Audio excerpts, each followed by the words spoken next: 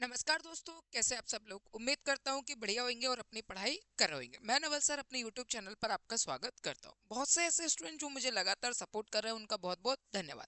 अब जो सपोर्ट कर रहे हैं उसमें किसी भी प्रकार का अगर डाउट भी आ रहा हो तो भी कमेंट करते रहना, और चैनल को उन लोगों तक सब्सक्राइब जरूर करते रहना जिनको इंग्लिश में कहीं ना कहीं प्रॉब्लम है, इंग्लिश नहीं आती है और एसएससी पास करना है, तो उन तक भी चैनल पहुंचाइएगा। चलिए, अब अपन देखेंगे कि अपन कहाँ तक आ गए। यानी अपन ने स्टार्टिंग किया था एक क्वेश्चन से यानी फर्स्ट क्वेश्चन से देखते देखते अपन 281 तक धीरे धीरे करके सफर कहाँ तक पहुंच गया। लगभग 250 से ज्यादा क्वेश्चन अपने हो चुके हैं, और इसमें अपन देखते हैं कि ये कहाँ तक होता है, तो यानी 300 के आसपास अपन आ गए।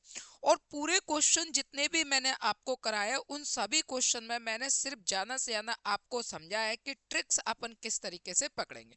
और मैंने आपको बार बार बताया कि क्वेश्चन को क्वेश्चन के हिसाब से अपन को करना है। कभी इस बात का भी हमेशा इस बात का ध्यान देना है कि जब क्वेश्चन करो ना, तो क्वेश्चन अपन को क्या करना है कि उसमें से वर्ड पकड़ना है और वर्ड के हिसाब से आंसर देना है। धीरे धीरे करके सारे टॉपिक्स भी मैं क्लियर कराता चलूंगा। जैसे अपन ने देखा यहाँ पर नरेशन, तो अब जैसे अपन नरेशन को देख रहे हैं, तो अपन ने ये देखा नरेशन। अब नरेशन कितने भाग के होते हैं? दो भाग। तो एक होता है डायरेक्ट और दूसरा होता है इनडायरेक्ट। डायरेक्ट और इनडायरेक्ट। अब अपन डायरेक्ट और इनडायरेक्ट में बात करें ना, तो जो डायरेक्ट होता है इसके दो भाग होते हैं। एक होता है R B comma inverted comma, और ये R S comma inverted comma close. कैसे भी करके अपन इन दोनों को जब एक कर देते हैं, तो जो आंसर आता है वो आंसर अपना क्या कहलाता है? इनडायरेक्ट। क्या कहलाएगा? इनडायरेक्ट।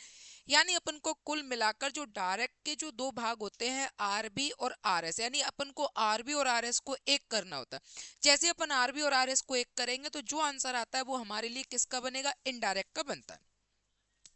लेकिन जब अपन आरबी और आरएस को एक करते हैं ना, तो आरबी और आरएस को एक करना इतना आसान नहीं होता। उसके लिए कई सारे रूल लगते हैं, उन रूल का ध्यान रखना होता है। अब अपन एग्जाम में बैठे हैं तो उन रूल के हिसाब से तो नहीं चल पाएंगे। अच्छी बात है, पढ़ा होगा, और ये भी बहुत अच्छी बात है कि आपको करना भी आना चाहिए। लेकिन जब एग्जाम में बैठे हो तब हम सारी चीजें लेकर नहीं चल सकते, क्योंकि समय बहुत कम होता है। वैल्यू है समय की। वैल्यू इस बात की नहीं कि आपको कितना आता है, आपको कितना नहीं आता। आप इस बात की बिल्कुल भी वैल्यू नहीं हो कि आपको एसएससी वाला ये जानना है कि आप जो बैठे हुए हो, आपको इंग्लिश पूरी आती है कि नहीं आती है, कि आप टीचर की बातें कर रहे हो या स्टूडेंट की बातें कर रहे हो या किसी की भी बातें कर रहे हो, पर आपको इंग्लिश कितनी आती है, इससे कोई फर्क नहीं पड़ता। वो आपसे सीधे सीधे कहता है हमारा आंसर ला कर दे दो, हमें आंसर दे दो। अब आंसर लाने के लिए क्या हमें सारी चीजें आना चाहिए? आना तब चाहिए जब हम पढ़ रहे हो या फिर किसी को पढ़ा रहे हो। लेकिन एग्जाम में बैठे हो तो कितना आना चाहिए? तब हमें उसके ट्रिक्स आना चाहिए कि हम अपने आंसर तक कैसे पहुंचे। यानी मैंने कहा कि आरबी और आरएस में कई सारे जो रूल लगते हैं, वो रूल जैसे के हैं वैसे के वैसे रहने दो, क्योंकि हमें क्वेश्चन बनाना नहीं है, क्वेश्चन डूअर्स डायरेक्टेड नहीं करना है। हमें सिंपल सा चार ऑप्शन में से एक आंसर देना।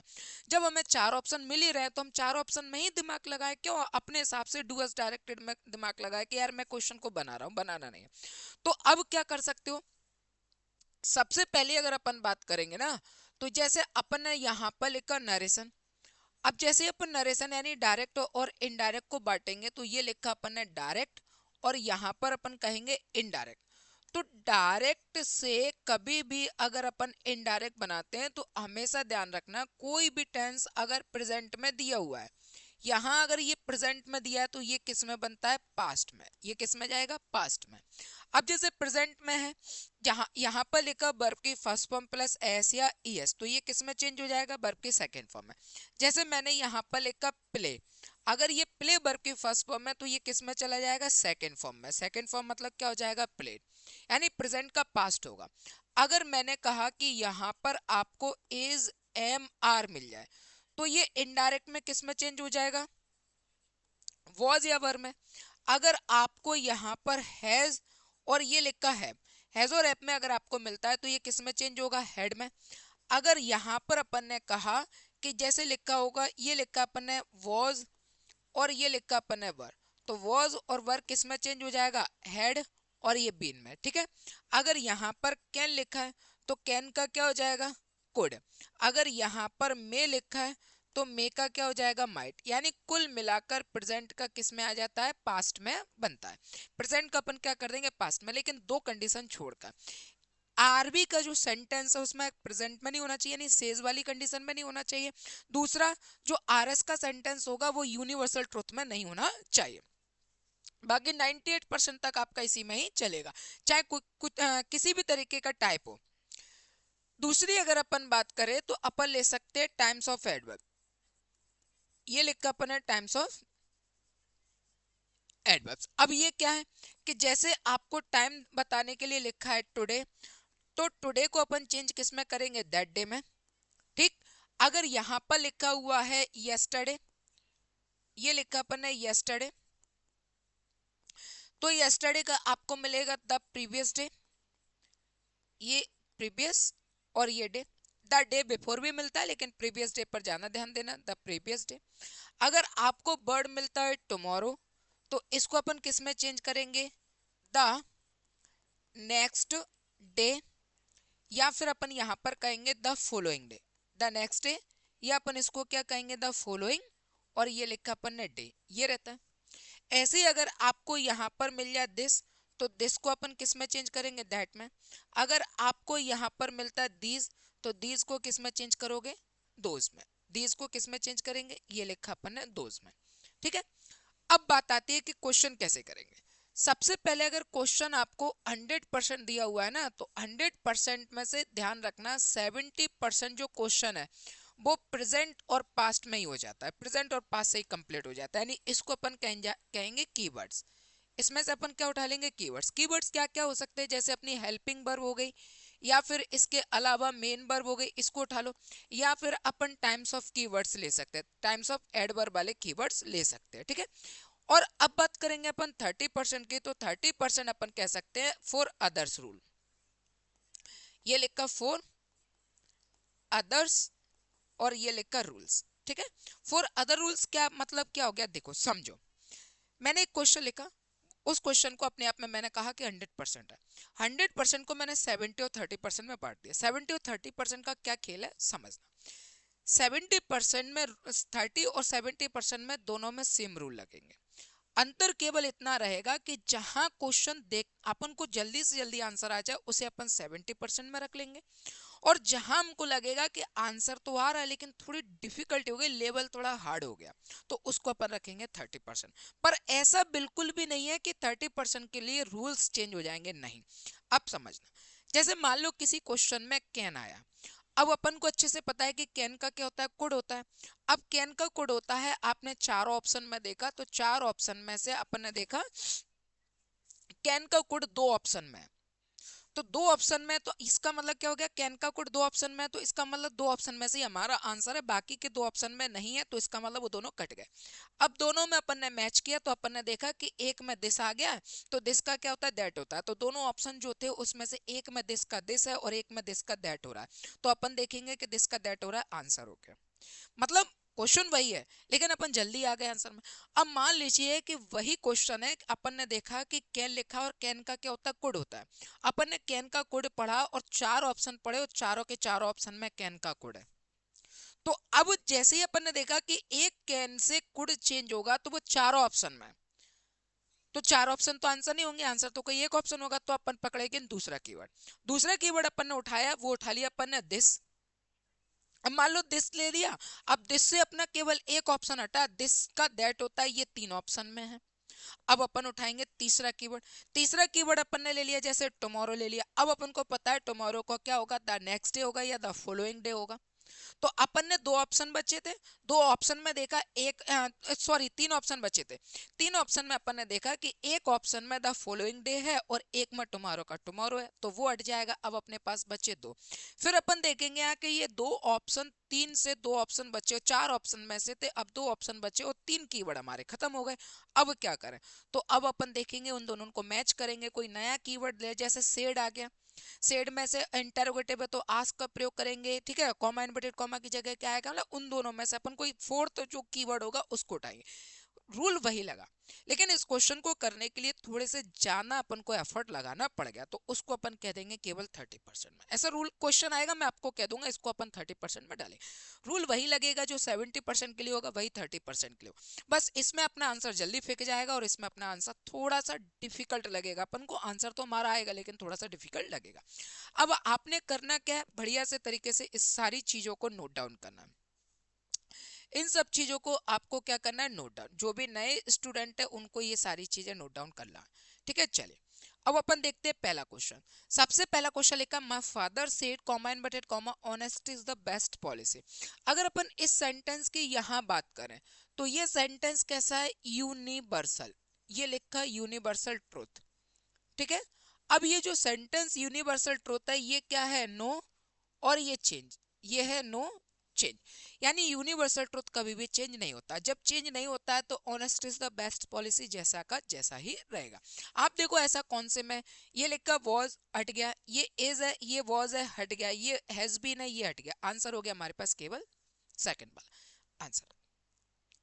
बस इतना। अब मान लो कि अगर इसको अपन 30% में कंसिडर करें तो क्या हो जाएगा, जैसे अपन ने कहा कि ये चेंज नहीं होता, अब पता चला कि 3 ऑप्शन एज के साथ में, तो वो कहीं ना कहीं और दूसरे चेंजेस कर देगा। तो क्वेश्चन को थोड़ा सा क्या लेवल अच्छा कर देना, उसको अपन कहेंगे 30%। पर इसका मतलब ये बिल्कुल नहीं है कि आपके रूल्स चेंज हो, रूल्स वही रहेंगे, थोड़ी मेहनत ज्यादा करा लेगा। देखो अगर आप यहाँ ए और यहाँ ये है बी, ये है बी, अब यहां से आप यहां कूद रहे हो, ठीक है, आप यहां से यहां पर क्या कर रहे हो, जंप कर रहे हो, तो अपन कहेंगे कि ये 70% में है। अब आप क्या यहां हो, ये हो गया ए, और आपको यहां ये अपन ने कहा बी, आपने कहा कि यहां जा रहे हो तो इसको अपन कहेंगे 30%।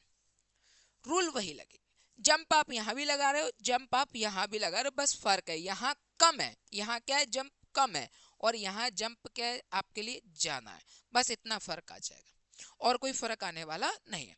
इसमें अपन कहेंगे कि इसमें कम है, इसमें जाना है, इसमें अपन कहेंगे कि इसमें प्रॉब्लम कम है। अपन ने एक ही देखा कि एज के, अगर अपन इसमें देखें तो एज के हिसाब से केवल 4 ऑप्शन में एक ही ऑप्शन दे रहा है, तो एज के हिसाब से 4 ऑप्शन में केवल एक ही दे रहा है, तो हमारा आंसर हो गया था। अब अपन बी वाले को देखे कि ए के हिसाब से अपन ने देखा कि एज का एज चेंज नहीं होगा, अब ये 2 ऑप्शन फेंक देता, 3 ऑप्शन फेंक देता, तो फिर अपन को लगता है कि अब कोई और कीवर्ड ले लो, फिर कोई और कीवर्ड ले लो, जब तक आंसर नहीं आएगा कीवर्ड चेंज करते रहेंगे, बस इतना फर्क है, और जाना कोई दिक्कत नहीं। इसके बाद देखा अगला question, he asked me why I was late. Already ये जो सेंटेंस है ये ऑलरेडी इनडायरेक्ट बना हुआ है, और जब ये सेंटेंस इनडायरेक्ट बना हुआ है तो अपन इसको क्या बनाएंगे, डायरेक्ट, क्या बनाएंगे, डायरेक्ट। अब समझना, जब अपन डायरेक्ट से इनडायरेक्ट बनाते हैं, जब अपन डायरेक्ट से इनडायरेक्ट बनाते हैं तो डायरेक्ट से इनडायरेक्ट बनाते समय रूल्स लगाते हैं, तो इनडायरेक्ट से इनडायरेक्ट, इनडायरेक्ट से जब अपन डायरेक्ट बनाए तो जितने रूल अपन लगाते हैं उतने रूल निकाल लो, कोई दिक्कत नहीं, जितने रूल लगाते हैं उतने रूल वापस ले लो। अब जितने रूल अपन लगाते हैं उतने रूल अगर अपन वापस लेंगे तो अपना सेंटेंस इनडायरेक्ट से डायरेक्ट आ जाएगा। सबसे पहले अपन यहाँ देखेंगे कि ये लिखा वॉज वर, पक्का ये वॉज वर तभी हुआ होगा जब सेंटेंस इनडायरेक्ट का सेंटेंस क्या रहा होगा, इज एम आर। जैसे अपन ने क्या समझा कि अगर इज एम आर हो तो ये किस में चेंज होता है, वॉज या वर में। तो अपन ये भी तो कह सकते हैं कि अगर आपको यहाँ पर वॉज वर दिया हो, अगर इज एम आर का वॉज वर होता है तो अपन ये भी तो कह सकते हैं कि वॉज वर का इज एम आर होगा, होगा।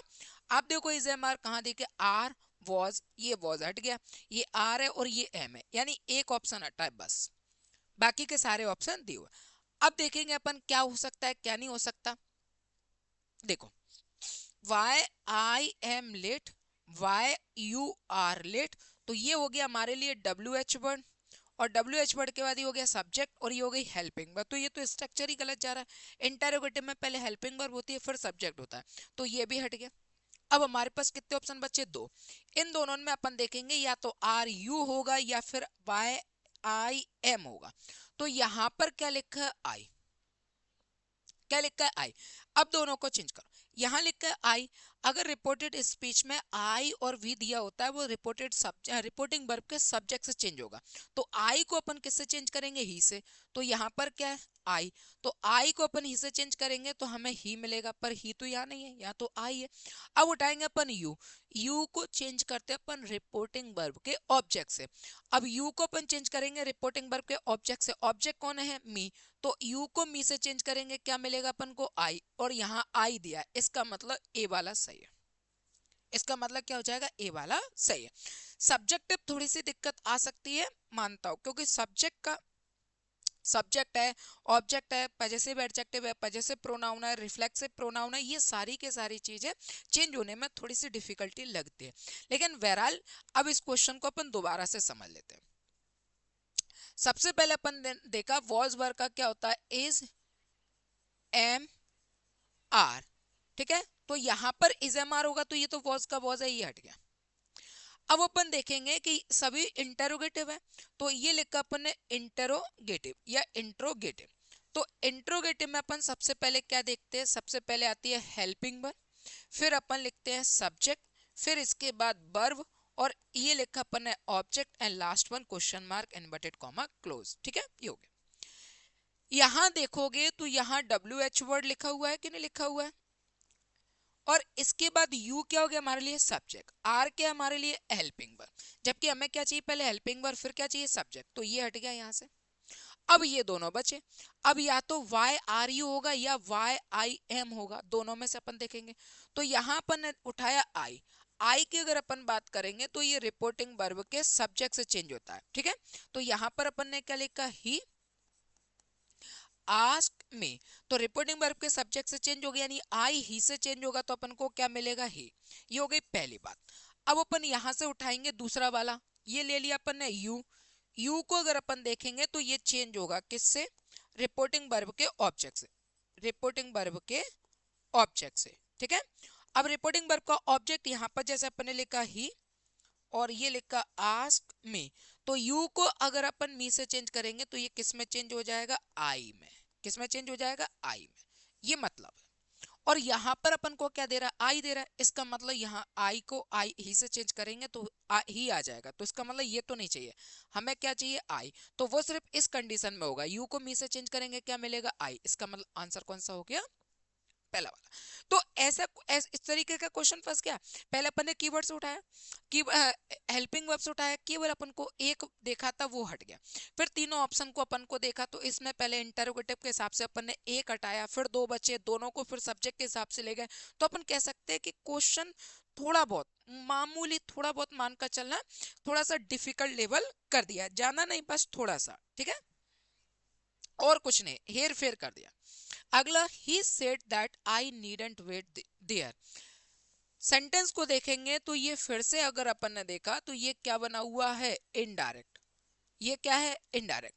अब ये इनडायरेक्ट है तो अपन को क्या चाहिए, डायरेक्ट, इनडायरेक्ट है तो डायरेक्ट चाहिए। अब देखो कैसे करोगे, सबसे पहले यहाँ पर ये सारी चीजें आ गई, ये लिखा है नीडंट वेट, तो ठीक है, और ये लिखा है आई, तो यहाँ पर सभी के साथ में ये तो ठीक है, you needn't wait here there here, कोई बात नहीं, ये उठाओ अपन देयर। अब देयर किस में चेंज होगा, हेयर में, तो ये हेयर ये देयर है, ये कट गया और ये कट गया, ये दोनों तो कम से कम अपने कट गए। अब अपने ऊपर वाला बचा यही, या तो सब्जेक्ट यू में रहेगा या फिर सब्जेक्ट आई में रहेगा, दो में से कोई एक आएगा। अब अपन को यहाँ देखना है कि क्या आएगा, तो he said that I needn't wait there, ठीक है, और फिर लास्ट वाले में अपन गए हैं, आई नीडंट वेट हेयर और यू नीडंट वेट हेयर, अब दोनों में से कोई एक आएगा, और यहां पर सब्जेक्ट क्या है, आई। अब देखना, अगर अपन आई मानते हैं तो आई किससे चेंज होगा, ही से, और अगर आई ही से चेंज होगा तो क्या आएगा, ही। यहाँ क्या आई, तो इसका मतलब ये नहीं चलेगा। और यू किससे चेंज होगा, यहाँ आने वाले ऑब्जेक्ट से, ठीक है, लेकिन ऑब्जेक्ट दिया नहीं है, और जब ऑब्जेक्ट नहीं दिया होता है तो नरेशन में अपन सब्जेक्ट क्या मान लेते, आई, और यहाँ पर आई दे रहा है, इसका मतलब हमारा आंसर क्या हो गया, पहला वाला। दोबारा समझना, रिपोर्टेड स्पीच में अगर सब्जेक्ट आई और वी दिया हो तो वो रिपोर्टिंग वर्ब के सब्जेक्ट से चेंज होगा। रिपोर्टेड स्पीच में अगर सब्जेक्ट यू दिया हो तो वो रिपोर्टिंग वर्ब के ऑब्जेक्ट से चेंज होगा, ठीक है। अब मान लो रिपोर्टेड स्पीच में सब्जेक्ट जो है वो यू है, लेकिन रिपोर्टिंग वर्ब में ऑब्जेक्ट नहीं दिया है, तो क्या करोगे, तो हम अपने क्वेश्चन के हिसाब से वहां पर आई या ही मान लेते हैं, ठीक है। ये नियम होता है कि अपन वहां पर क्या मानेंगे, आई या ही मान लेंगे। अगर आप अपने ऊपर ले रहे हो तो आई मान लो सेंटेंस को, अगर आपको लगता है कि ये नॉर्मल है कोई बात नहीं तो अपन क्या मान लेते हैं, ही। अगर क्वेश्चन में अपन को ये देख रहे हैं कि यार इस क्वेश्चन को अपन पूरे कलेक्टिव बना सकते हैं, कलेक्टिव नाउन के साथ में बना सकते हैं, जाना लोगों की बात हो रही, तो वहां पर फिर अपन दे भी मान लेते हैं, इसमें कोई दिक्कत नहीं। जितना जाना प्रैक्टिस करोगे, जितना जाना टॉपिक अच्छे से पढ़ोगे, आपको ये चीजें भी समझ में आ जाएंगी। ये रूल्स पर नहीं चलती, ये केवल अंडरस्टूड चीजें रहती है। अगर अपन रूल्स पे चलेंगे तो केवल आई और ही मान लेते हैं। लेकिन सेंटेंस में अगर कॉमन बात हो रही है कि सभी लोगों के लिए बात हो रही है, जैसे टीम जीत गई, अब टीम टीम जीत गई है और सब्जेक्ट ऑब्जेक्ट नहीं दिया, तो अपन फिर क्या मानेंगे? आई तो नहीं मान सकते, ये तो नहीं कह सकते मैं जीत गया, ना ये कह सकते कि वो जीत गया, क्या कहेंगे? टीम जीती है। तो टीम क्या है? कलेक्टिव है, कलेक्टिव नाउन है, तो अपन किसका प्रयोग करेंगे? दे का। तो यहाँ आई को ई से चेंज करेंगे तो ही आएगा, हमें तो आई चाहिए, तो यू को यहाँ चेंज करेंगे। और यहाँ ऑब्जेक्ट नहीं दिया तो अपन या तो आई मान लेते या फिर क्या मान लेते? ही। लेकिन हमें क्या दे रहा है? आई। तो इसका मतलब यहाँ पर ये सही है। हाँ, इसको नहीं मानेंगे क्योंकि अगर यहाँ आई है तो वो इससे चेंज होगा, वो ऑब्जेक्ट से चेंज नहीं होगा। ठीक है, चलिए, तो इसका आंसर कौन सा हो गया? फर्स्ट वाला। अब अपन जाएंगे अगला क्वेश्चन। अगला क्वेश्चन अगर अपन देखें तो लिखा हुआ है, I said to the worker how do you like your, ठीक है, लाइक योर, और ये लिखा जॉब, ये आ गया जॉब। ठीक है, कोई बात नहीं। सबसे पहले अगर अपन देखेंगे तो यहां पर क्या लिखा है? हाउ। और अगर हाउ यहां पर लिखा हुआ है तो अपन ने देखा जो सेंटेंस है ये क्या हो गया? इंट्रोगेटिव। सेंटेंस क्या हो गया? इंट्रोगेटिव। अब अगर ये सेंटेंस इंटरोगेटिव हो गया तो यहां पर जो सेट लिखा है इसकी जगह अपन किसका प्रयोग करेंगे? आस्क्ड का। तो ये हो गया अपने लिए आस्क, आ गया आस्क। ठीक है, अब ये जो आस्क्ड आ गया तो यहां से ये टोल्ड हट गया और ये आस्क बचा the worker. How, comma inverted comma की जगह हाउ का हाउ आ जाएगा। ठीक है, अब ये लिखा डू क्या अपने लिए? Helping verb. यू क्या हो गया हमारे लिए? सब्जेक्ट। और लाइक क्या? वर्ब की फर्स्ट वर्ब। अब समझना, डायरेक्ट जाएंगे। अगर कभी भी आपको डू और डज प्लस वर्ब की फर्स्ट फॉर्म मिल जाए तो इसको किस में चेंज करेंगे? सेकंड फॉर्म में। अगर आपको मिलता है डू यू प्ले, यानी डू प्लस वर्ब की फर्स्ट फॉर्म, तो डायरेक्ट सेकंड फॉर्म में चेंज होगा तो क्या हो जाएगा? प्लेड। ठीक है, अगर आपको मिला डू यू और ये लिखा लाइक तो सेकंड फॉर्म डायरेक्ट क्या हो जाएगा? लाइक्ड। पास्ट इंडेफिनिट, एक्चुअल में ये किस में चला जाता है? पास्ट इंडेफिनिट में। तो आप इसको पास्ट इंडेफिनिट में चेंज कर दो। सबसे पहले देखोगे लाइक्ड कहाँ है? Second form. तो यहाँ पर क्या है? वर्ब की फर्स्ट फॉर्म, ये हट गया। ये क्या है? वर्ब की फर्स्ट फॉर्म, तो ये हट गया। अब दोनों में से कोई एक बचा।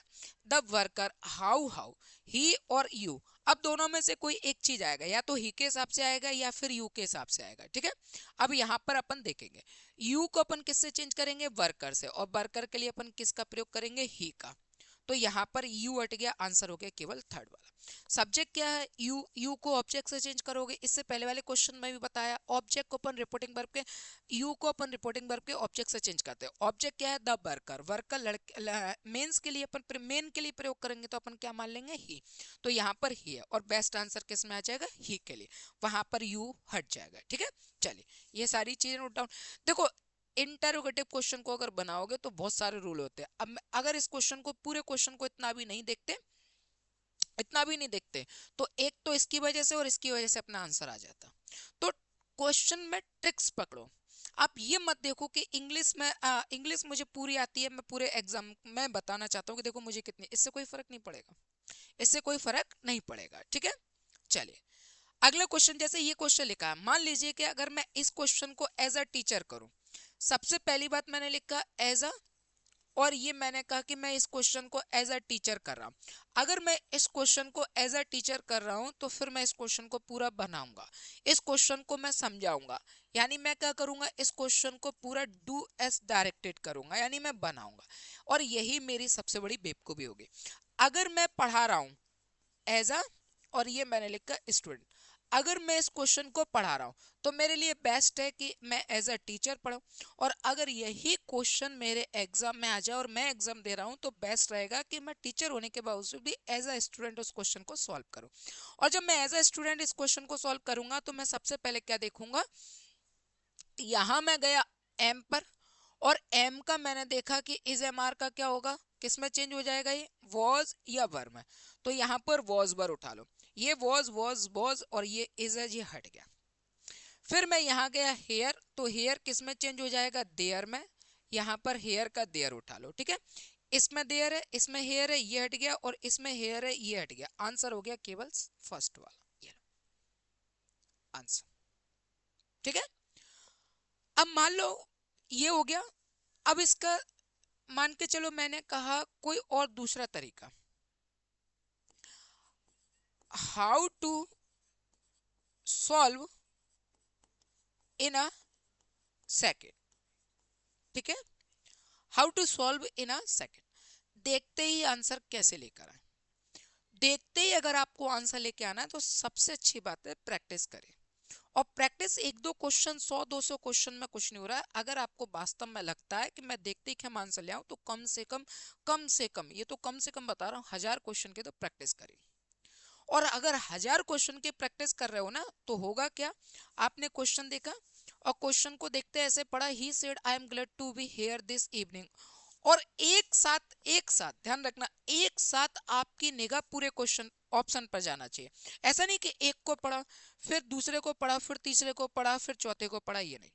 आपकी जो नजर है वो एक साथ चारों ऑप्शन पर चली जाए, इतने मतलब इतना स्ट्रांग बनना पड़ेगा। और सभी सब्जेक्ट में, ना सिर्फ इंग्लिश में बल्कि मैथ में, रीजनिंग में, इसके अलावा जीएस में और इंग्लिश में भी बढ़िया बना। आपने ये सारी चीजें देख ली, एक साथ आपकी नजर चली गई। अब आपकी जैसे ही एक साथ नजर जाएगी तो आप देखोगे कि मैं कौन सा कीवर्ड उठा सकता हूँ। तो अगर इस क्वेश्चन को मुझसे कहा जाए और मैं इस क्वेश्चन को एग्जाम में देने जा रहा हूँ, मुझे प्रैक्टिस है, तो मैं इन सब में सबसे पहला जो वर्ड उठाऊंगा वो उठाऊंगा दिस। क्या उठाऊंगा, दिस।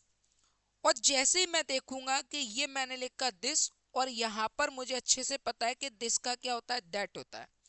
अब देखेंगे अपन दैट, यहाँ पर दैट है, यहाँ पर दिस है, यहाँ पर दिस है, और यहाँ पर दिस है, और देखते ही हम ये तीनों ऑप्शन खत्म, आंसर आ गया पहला वाला। ये लो, इतनी प्रैक्टिस आपकी होना चाहिए। तब लगेगा कि हाँ, आप एक कंपटीशन में जा रहे हो, या किसी दूसरे बहुत अच्छे पढ़ने वाले को आप अपना कॉम्पिटिटर मान रहे हो। इंग्लिश उतना बेकार सब्जेक्ट नहीं जितना उसको बनाकर अपन बैठे हैं, जितना अपन सोच कर बैठे हैं। भाई वो बात अलग है कि आप स्टार्टिंग अर्ली एजुकेशन है अपनी, एकेडमिक एजुकेशन में इंग्लिश इतनी बेहतर नहीं हो पाई, इस वजह से अपन को ये सारी चीजें लगती है। लेकिन इंग्लिश इतना बेकार सब्जेक्ट नहीं है। ठीक है, एक ही बार में आंसर आ गया। और ये सब चीजें होंगी आपकी प्रैक्टिस पर, आप जितनी ज्यादा प्रैक्टिस करोगे उतनी जल्दी आप आंसर ले आओगे। Mrs Shankar said, Mr Shankar said, I know what it is to be depressed. कोई बात नहीं, नो क्या है, वर्ब की फर्स्ट फॉर्म, और हमें अच्छे से पता है वर्ब की सेकंड फॉर्म में चेंज हो जाएगा, और ये लिखा अपन ने न्यू, आ जाएगा। अब आप पूरे सेंटेंस में न्यू उठा के देख लो कहाँ है, ये नोइंग है, हट गया। न्यू क्या है, वर्ब की सेकंड फॉर्म है। और चलो इसके बाद ये लिखकर नोब्स, वर्ब की फर्स्ट फॉर्म प्लस एस या ईएस, ये हट गया। इसके बाद इसमें तो वर्ब की दे ही नहीं रहा, तो ये हट गया। आंसर केवल कौन सा हो गया, सेकंड वाला, बनाने की जरूरत भी नहीं पड़ी। आधे से ज्यादा इस क्वेश्चन को देखते ही हम कहेंगे यार ये तो कभी पढ़ा ही नहीं है, double subject, I know what it is to be depressed, ये कहाँ से जुड़ गया। या तो आई नो अकेला होता है, या it is to be depressed होता है, ये सारी चीजें, इससे कोई फर्क नहीं पड़ता। नरेशन है, नरेशन का मतलब होता है कहना, और वो बात अपनी कैसे भी कह सकता है। ये अब बात कहने का उसका तरीका कैसा है, ये आपको कोई नहीं सिखा सकता, कोई भी टीचर। वो रो के कह रहा है, हंस के कह रहा है, गा के कह रहा है, चल के कह रहा है, फिर के कह रहा है, आकर कह रहा है, रोते हुए और चिल्लाते हुए दोनों कह रहा है, थोड़ा सा हंसा फिर एकदम रोने लगा फिर कह रहा है, इसको कोई नहीं सिखा सकता। ये एक्सप्रेशन है। और वो एक्सप्रेशन वास्तव में अगर इस सेंटेंस में सेट कर दिया जाए, तो फिर ये लगता है कि सेंटेंस जो है वो काफी डिफिकल्ट हो गया। अब ये सारी चीजें हम टॉपिक के हिसाब से नहीं सीख पाते, तो इसके लिए बेस्ट है कि आप प्रैक्टिस करो। प्रैक्टिस में जब ये क्वेश्चन मिले हैं आपको, तो उसके बाद टीचर से पूछो, टीचर आपको 100% उस क्वेश्चन को सॉल्व करके देगा, और साथ में बताएगा भी वो। अगला, he said that we are all born to die, ये लिखा है। अब सेंटेंस में आप देखोगे ना, we are all want to die, तो यहां पर दैट लगा है, और जैसे ही अपन ने देखा कि दैट लगा है, तो सेंटेंस अपने लिए क्या हो गया, इनडायरेक्ट। और सेंटेंस अगर इनडायरेक्ट हो गया तो अपन इसको क्या बनाएंगे, डायरेक्ट। क्या बनाएंगे, डायरेक्ट। और डायरेक्ट में यहां दैट आया, तो इसका मतलब ये हो गया अपने लिए आरबी, आर एस का सेंटेंस। ये किसका सेंटेंस हो गया अपने लिए, आर एस का हो गया। अब आप देख रहे हो कि आर एस का जो सेंटेंस है उसमें क्या लिखा है, we are all want to die. इस सेंटेंस को पढ़ा तो ये सेंटेंस किस में बता रहा है, यूनिवर्सल ट्रुथ में। अब ये जो सेंटेंस है अगर ये यूनिवर्सल ट्रुथ बता रहा है तो इसका मतलब ये क्या रहता है, नो चेंज। और नो चेंज अगर ये होगा तो यहां से बात समझ में क्या आएगा, अगर ये नो चेंज होगा तो इसका मतलब अगर ये सेंटेंस इज एम आर में दिया है तो ये इज एम आर में ही रहेगा, इसको अपन चेंज नहीं करेंगे। तो इज एम आर का इज एम आर में उठा लो, कोई दिक्कत नहीं। आप देखोगे we have all, we were, और यहाँ पर हैव है ये हट गया, ये वर है ये हट गया, ये वर है ये हट गया, ये आर है answer. He said comma inverted comma we are all want to die, सिर्फ दैट लगाकर सेंटेंस जैसा का जैसा लिख दिया। समझ गए बात को। जैसे मान लो यहाँ पर लिखा था ही said that honesty is the best policy, तो अपन इसमें ही तो देखते हैं honesty is the best policy, ना कि उसमें इज एम आर, वो ना कि उसमें अपन वॉज वर्ड देखते, ना हैज बीन देखते, ना हैड बीन देखते, ना कैन कुड मे माइट, कुछ भी नहीं देखते। अपन क्या देखते हैं कि अगर honesty is the best policy लिखा है तो इज एम आर का इज एम आर ही रहेगा। वैसे ये क्वेश्चन आ गया तो डायरेक्ट से इनडायरेक्ट भी पूछ सकता है। चलिए इसके बाद देखेंगे अपन अगला क्वेश्चन। अगला क्वेश्चन पर अगर अपन जाएं तो सेंटेंस क्या बनेगा उसको देखें। He said to me I grape these carrots myself, कोई बात नहीं, सेकेंड फॉर्म है। अगर ये सेकेंड फॉर्म है तो इसको एड प्लस वर्ब की थर्ड फॉर्म में ले जाओ। जैसे ही एड प्लस वर्ब की थर्ड फॉर्म में ले जाओगे तो चेंज करके देख लो। यहां पर देखोगे डेट ग्रेप वर्ब की सेकेंड फॉर्म हट गया, ठीक। यहां पर ग्रेप वर्ब की सेकेंड फॉर्म में ये हट गया, ही और ग्रेप वर्ब की सेकेंड फॉर्म में ये हट गया, ये लिखा हेड और ये ग्रोन, वर्ब की कौन सी फॉर्म हो गई, थर्ड फॉर्म, और हेड दिया, आंसर हो गया। बेटा एक भी क्वेश्चन अपन को बनाने की जरूरत नहीं पड़ी ना, सेंटेंस को अपन को आरबी और आरएस स्ट्रक्चर बनाने की भी जरूरत नहीं पड़ी। इसमें क्या क्या रूल्स लागू होते हैं, जो बच्चा नरेशन सीखता है उसको पता होता है, या जो सीख जाता है सीखने के लिए प्रयास करता है उसको पता होता है कि कितना एडवांस टॉपिक है। तो चीजों को समझ में बहुत अच्छे से आना चाहिए, और समझ गए उसके बाद फिर प्रैक्टिस करो कि मैं कैसे भी करके कम से कम 1000 क्वेश्चन करूं। 1000 क्वेश्चन करोगे तो ये सारी चीजें आसान लगने लगेगी। इसरत से to Irfat let's go to Puri for a change. Question अगर एक झटके में अगर अपन करें तो ये अगर आपको कभी भी लेट्स मिल जाए तो हमेशा याद रखना ये क्वेश्चन शुड प्लस वर्ब की फर्स्ट फॉर्म से बनता है। आप उठा लो शुड प्लस वर्ब की फर्स्ट फॉर्म का है, इरफात टू गो हट गया, टू गो हट गया, टू पूरी हट गया, और ये लिखा दे और शुड और ये गो, आंसर हो गया हमारे पास फोर्थ वाला। ये ट्रिक आपको आना चाहिए। और इस तरीके से जैसे अपन क्वेश्चन पढ़ रहे हैं इसी तरीके से आपको बिल्कुल जीरो लेवल से इंग्लिश सीखना है, टॉपिक भी पूरा कंप्लीट सीखना है। ये तो सिर्फ क्वेश्चन है, सोचो कि अगर अपन पूरा टॉपिक सीखे जहां पर एक एक चीज बिल्कुल बारीकी से सीखेंगे तो कितना मजा आएगा। तो उसके लिए आप मेरा लाइव क्लास भी ज्वाइन कर सकते हो, the Naval sir group of education की एप्लीकेशन डाउनलोड करके। आपकी जो फीस है वो केवल 799 है, ठीक है। आपके लिए न्यू ईयर ऑफर रखा है केवल 799, ठीक है। इसके बाद अपन अगर बात करें 290, he said to her comma inverted comma why didn't you put on the brakes, कोई बात नहीं, ये लिखा डिडंट और यू और ये पुट, ठीक है। तो ये लिखा अपन ने डिड और प्लस वर्ब की फर्स्ट फॉर्म, जैसे अपन ने लिखा डिड प्लस वर्ब की फर्स्ट फॉर्म है तो ये चेंज होके किस में पहुंच जाएगा, हेड प्लस वर्ब की थर्ड फॉर्म।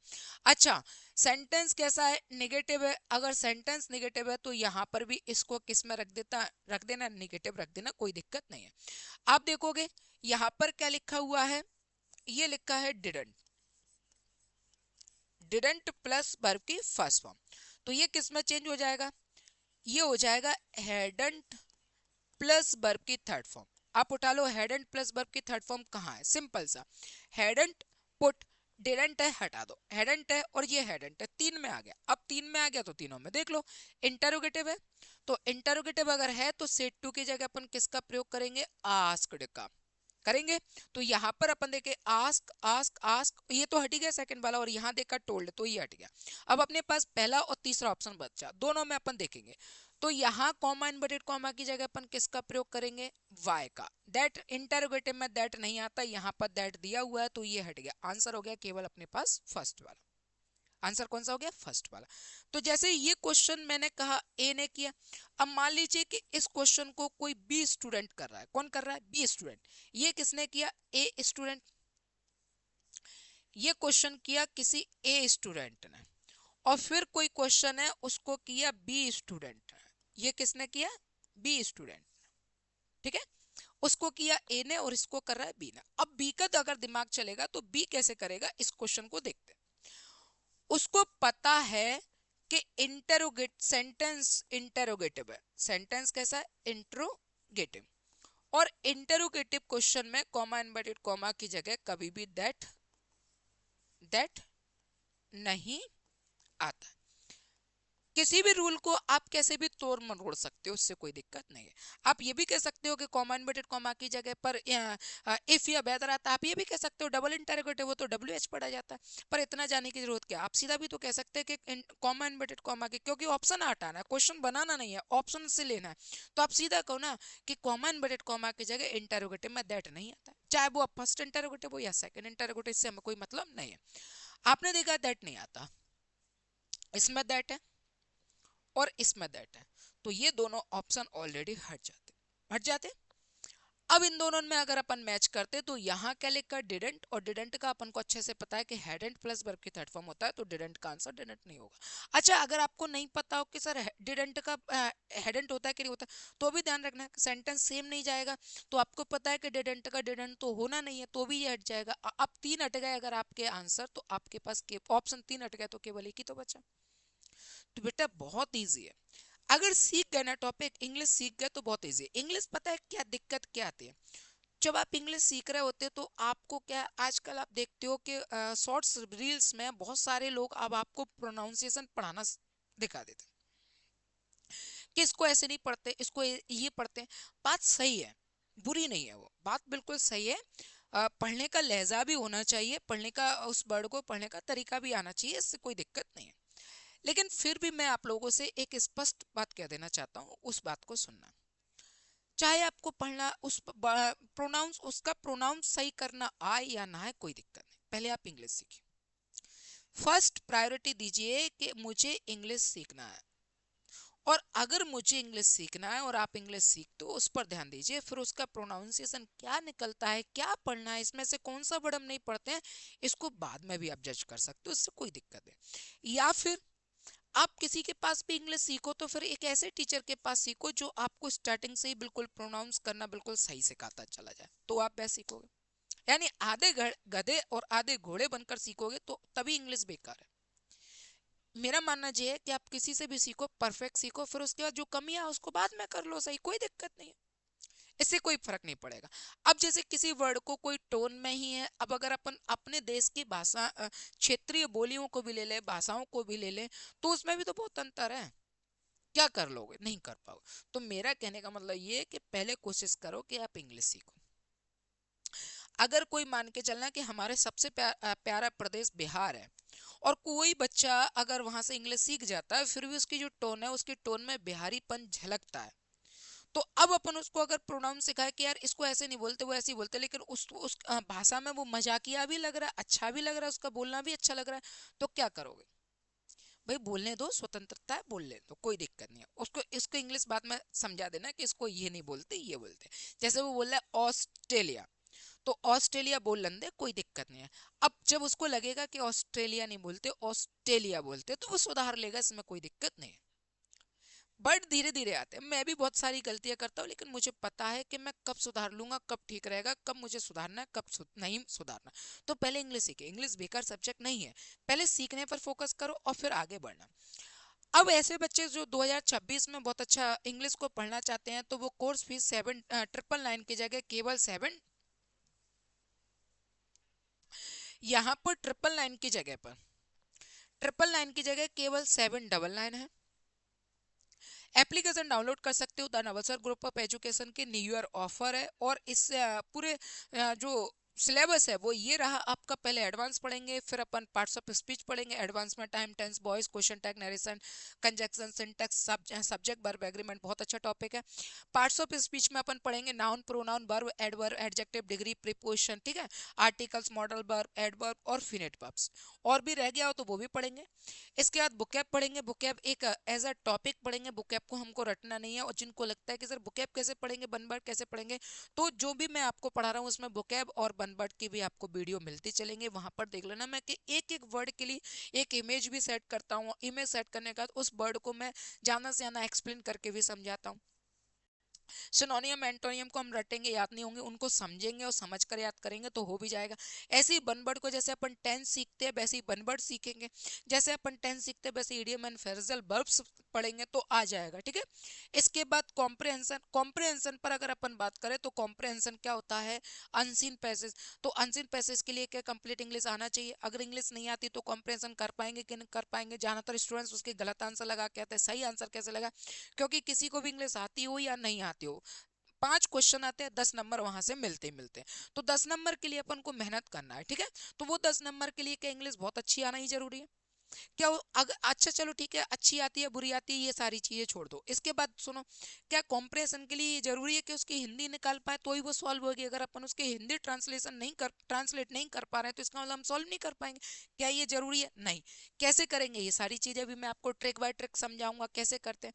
इसके बाद में इंग्लिश लेकिन हिंदी मीडियम वाले, इंग्लिश लेकिन हिंदी मीडियम वाली मतलब बिल्कुल जीरो लेवल से, जो भी बच्चे इंटरेस्टेड है वो बिल्कुल सीख सकते हैं टॉपिक बाय टॉपिक, कोई रिकॉर्डेड क्लास नहीं, सारी चीजें आपको लाइव मिलेंगी और बढ़िया तरीके से पढ़ोगे। और ज्यादा से ज्यादा वेरिएशन में पढ़ा सकता हूँ, यहाँ पर कोई सीमा नहीं होगी क्या टाइम हो रहा है या ये हो रहा है, वो नहीं, बढ़िया तरीके से अपन पढ़ते चलेंगे। फीस केवल 799 है, सिर्फ 799, फीस केवल 799।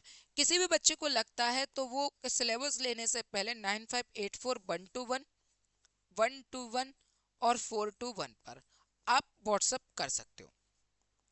व्हाट्सएप करके आप इजीली अपनी जो भी सिलेबस से रिलेटेड कोई भी इंफॉर्मेशन चाहते हैं तो वो भी आप ले सकते हो, ठीक है। तो ये सारी चीजें हैं, तो कोशिश करना है कि आप जल्दी से जल्दी अपने 2026 के लिए बहुत अच्छी इंग्लिश भी सीखें। कहीं पर भी डाउट हो तो कमेंट करिए, चैनल को लाइक करें, शेयर करें, सब्सक्राइब करिए, और इसी तरीके से मैं आपकी इंग्लिश को धीरे धीरे करके इम्प्रूव करता रहूंगा। नमस्कार, जय हिंद।